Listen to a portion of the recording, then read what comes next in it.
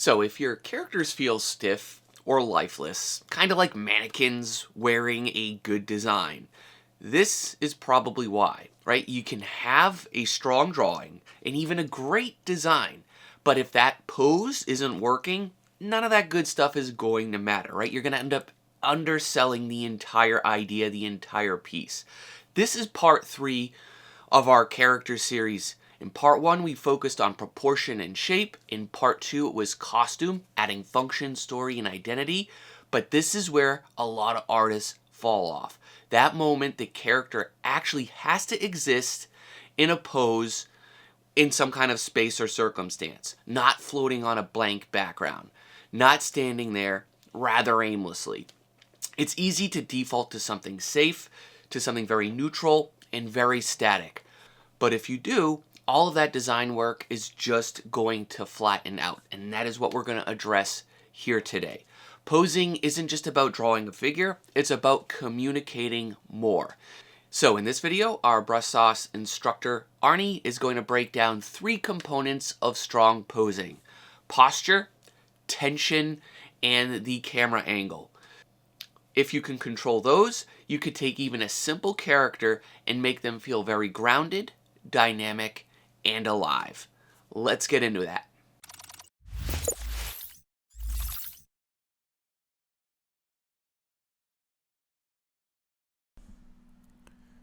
So at this point, we've made a couple of videos about character design in particular, and the final step in designing a character and making it presentable so that it has a bit more of an iconic feel is going to be related to the posing. Now, posing is how we can portray a personality of a character and the attitude of a character that we really want to drive home to get a more iconic, maybe timeless character even. And posing is something that I like to think about in 3 different categories. So we have the posture, the tension, and the angle.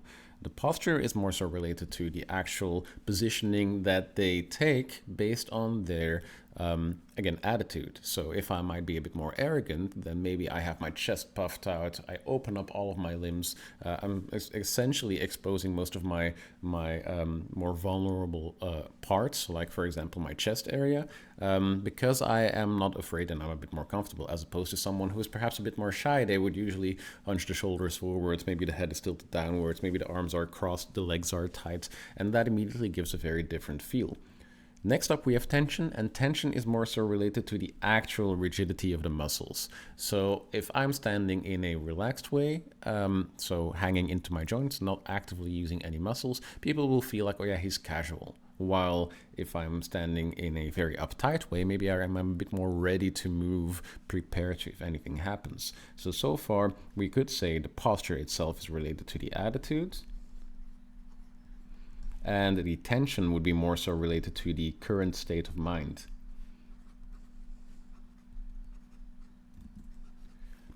Finally, we have the angle, and the angle is something we can use to either enhance or counter the previously established attitude and state of mind. So if my posture is telling me one thing based on the camera angle I choose to view my character from, I might be able to further drive that home by, for example, a heroic person with a camera angle looking up at the character, or a heroic person with a camera angle looking down at the character will deliver a different feel. So how does this work? Well, we'll start with posture. Posture is, I think, something very interesting because for the most part, we can just sort of simplify it to these 3 different ways of striking a pose. Essentially, we have the open poses, we have the neutral poses, and we have the closed poses. The neutral poses usually tend to be a bit too bland, and I see a lot of people when they design a character, they will draw poses like this that don't necessarily tell us anything about the character, and that's not a great start.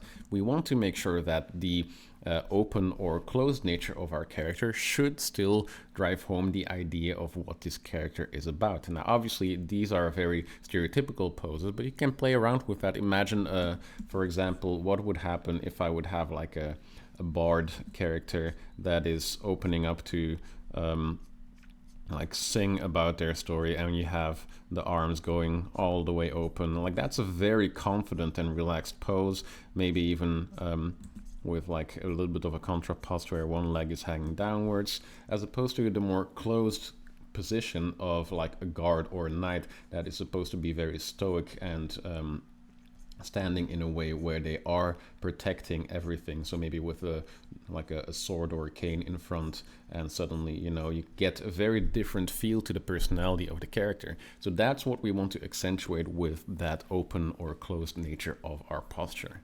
Open is confidence, carelessness, maybe spontaneous, a bit more social, and a bit more exposed, because again, we're exposing the vital areas essentially, as opposed to our closed position, which is portraying a little bit more hesitance, doubt in the character, on being uncertain in a situation, maybe just careful, you know, on guard essentially, like what I mentioned earlier, a bit more reclusive, but also a lot safer because I am covering up again those more vulnerable bits.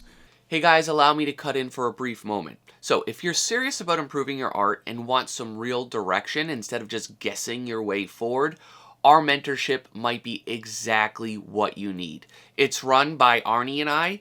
We are two industry professionals in concept art and illustration, and it's built for all skill levels. There's no long-term commitment. You can simply pay as you go. You can't get that in very many other places. So each week, you're going to get structured assignments, real feedback, and the context behind what actually matters. So you're not just practicing, you're progressing in a measurable way. Our students work across everything from fundamentals, character design, to environment work, and full system-based projects as well. The kind of thinking studios actually look for. It's all hosted through our Brush Sauce Patreon, link below. And we keep the group small so we can kind of stay hands-on, so seats are limited. If you're ready to take this seriously, I hope to see you there. All right, Arnie, take it from here. Now we can move on to the second point, which is going to be about the tension. And tension is another interesting one, right? So when we're talking about tension, there's a very big difference between the loose and the tight. And it's quite literally the tension of the muscles that I'm talking about in this case. When I'm talking about a loose position, you can see how we get a little bit more of those stereotypical like gesture lines that people would usually talk about, where we have those C curves and those S curves essentially counteracting each other to kind of create almost a position where we are hanging in our joints. We're not actively using any muscles in this position to stand in that way. I'm just kind of relaxing into the joint to where the joint is comfortably able to move. Same thing over here where I'm leaning on one leg and I'm just letting my hips sort of hang down. Again, that's a fairly relaxed state of being, which means obviously you're a bit more casual, you're not very guarded, which can enhance once again the previous points we made about the posture itself. And it just overall portrays a little bit more of a easygoing nature to our character, as opposed to the tight positions where we are purposefully tightening up a lot of those shapes. And you can see shape design wise, we also have shifted sort of from those more organic curves to the more blocky square shapes as a consequence of tightening up those muscles quite literally. The S curves and the C curves have disappeared and they have changed into just very straight and direct angles essentially, as opposed to being curves. I wouldn't necessarily say the tight poses are bad poses either, because they do still work as poses. They just give off a very different state of being of the character itself, which is what we ideally want to insinuate when we are talking about these characters in the first place. So loose when we have a bit more of an easygoing but also relaxed and unguarded nature to our character. Tight when we want to make sure that our character feels like they are ready to go, like they are preparing for something, like they are a bit guarded in a particular situation. So for example, again, a nonchalant character versus a very guarded character. Immediately there's a big difference there in how we choose to use those poses. Now, technically, once we have these two first categories, the third one is just there in service to, once again, either enhance or counteract a purpose. So you can see a very big difference, even though it's the same pose, between the three different angles. So the line represents the horizon line roughly. If I put my horizon line down low, I'm getting a very sort of epic feeling of the character, like very hopeful, because the sky is open up, he's looking off in the distance, and suddenly the pose feels like almost a little bit majestic, right? While with the center one, we get a bit more of a neutral feel to the character, which also, like, that's not a bad thing per se, it just helps with relatability. So in concept art, usually you'll see something like this where we are choosing for that center horizon line because the head is still above the horizon line, which makes them still feel a little bit more powerful than what we are. So we look up to the characters, but also we're not quite looking up at them as steeply, which means they are still to a certain degree relatable to us, and we are looking at them from our own point of view. While here we are laying on the ground, which makes them feel a lot more dramatic, a lot more epic, and I would say also a lot more free in a certain degree, because we have mostly sky visible. The third one would make someone feel a lot more small because we're looking down at them, which puts them technically in a position of maybe even weakness. I would also say it feels a lot less free because we are contained by the ground, we're looking at the ground, so maybe it's a bit more closed off when it comes to the exact feel that we're trying to convey here. And you can see how we can use these to sort of combine different traits from, for example, the posture and the tension in this pose. So in this case, we have a fairly open posture, a little bit tense, not overly relaxed, which means the open posture kind of indicates he's comfortable, he's confident. Tense indicates he is not relaxing, he's kind of ready to go still. And if I combine that with the low camera angle, the red one over here, we end up creating that dramatic epic feel to the character. If we combine that with just the more central camera angle where we're looking straight at the character, we get an overall like a casual guy, a chill guy. He still feels confident and he still feels capable, while maybe the final one gives us almost more of a childlike hopefulness sort of vibe, where maybe it's a false sense of confidence. We are looking at him, he feels powerful, but we don't necessarily believe he feels powerful. So that might be something you want to play into when you are designing a character that has that duality going for him. So very interesting stuff to play around with, and you can do this technically from any angle, right? So what if we want to try that out a few times? Let's start by, for example, designing a character from a few different angles in a few different poses.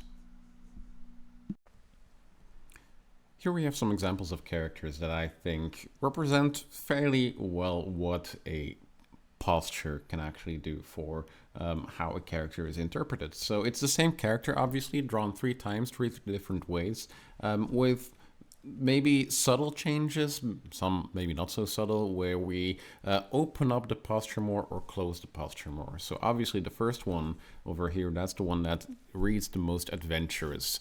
Open, not afraid of anything, confident, about to depart on their adventure. Also very loose, because the posture is overall a little bit less rigid, like the muscles are more relaxed. It's a bit more of a casual attitude. So we can see probably a lot of youthful energy, definitely adventurous, definitely eager to get started on their journey, a little bit hopeful maybe. So that's the essence of what this character kind of represents. Now, if we look at the second one, we can see this is closer to that neutral pose. We also have a fairly rigid pose, which means more uptight, less relaxed. The attitude and the personality has shifted into being more of a goody two-shoes or the do-gooder that likes to stick to the rules, while the first one maybe is a bit more adventurous and likes to break the rules. The final one, obviously, we've closed it off even more. The hair has also gotten slowly more and more kempt, essentially, with the hair also kind of covering parts of the design a little bit more, arms close to the body, the feet parallel as opposed to open, and that all kind of helps selling the idea that this final version of the character is more shy, more hesitant, maybe a bit socially awkward as well. Obviously, you can choose yourself how noticeable you want to make this. You can go very exaggerated and you can go very small and toned down. But this is something that I really find fun to play around with. So you can definitely, if you don't know what direction your character needs to go into, mess around and see what sticks with the overall attitude you want for your character. Because you do want to also explore essentially the personality as opposed to just the design choices that you're making. Very interesting to do. See if you can give that a go. Now we can also have a look at, for example, this one that I made where we can see the camera angle in this case and the posture are both kind of working to turn this guy into something that's creepy, something to be scared of, something that's a bit, we wouldn't want to come across this guy. And the things that are contributing to that, it's a fairly open posture, but fairly rigid. So as opposed to the open posture we had for the lady over here, with this guy, you can see it's an opened up posture, but the muscles are fairly tight. The position is definitely sort of ready to strike sort of position, which gives us that feel like he is unpredictable. He is not someone I want to be talking to right now. And that combined with the low camera angle, meaning that we're looking up at the character, puts us in that small quote-unquote victim position compared to this character, right? Which really helps selling the idea that this guy might be dangerous. Even though technically, design-wise, the only storytelling hints that we have is we have a basket of fish, we have a fisherman, like a knife to maybe fillet the fish itself. There is no armor really. He's not particularly muscular, a bit broad obviously, but the actual design isn't necessarily screaming violent and dangerous and like definitely not trained.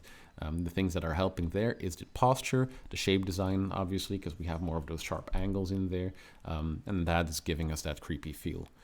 In this case, we have a dwarf, bit of a closed posture, fairly rigid as well when it comes to the attitude, ready to strike essentially, but much less intimidating because we're looking down at the guy. We almost feel like this character is sort of out of his depth, like he is not ready to join the fight. Maybe he's challenging someone that's way bigger, and we kind of fear for the fact that he maybe not survive the battle that is to come. Again, this is a good sort of indication to play around with subverting the expectations of the posture itself by using the camera angle. If we would flip the camera angle and we would draw this guy from a lower camera angle where we would be definitely sort of looking up at him, where the axe then would also be quite up high, then suddenly we get a version of that character where we don't fear for him as much, because now he seems much more capable, and that's just a choice of the camera angle. So I hope that idea is clear to you guys. I hope you guys have a good idea now on how you can use posture and tension and the angle to your advantage to help create those more interesting design choices and present your design in a way that really sells what you are going for. Let me know if you have any suggestions for future videos, but for now I'm going to leave it at that.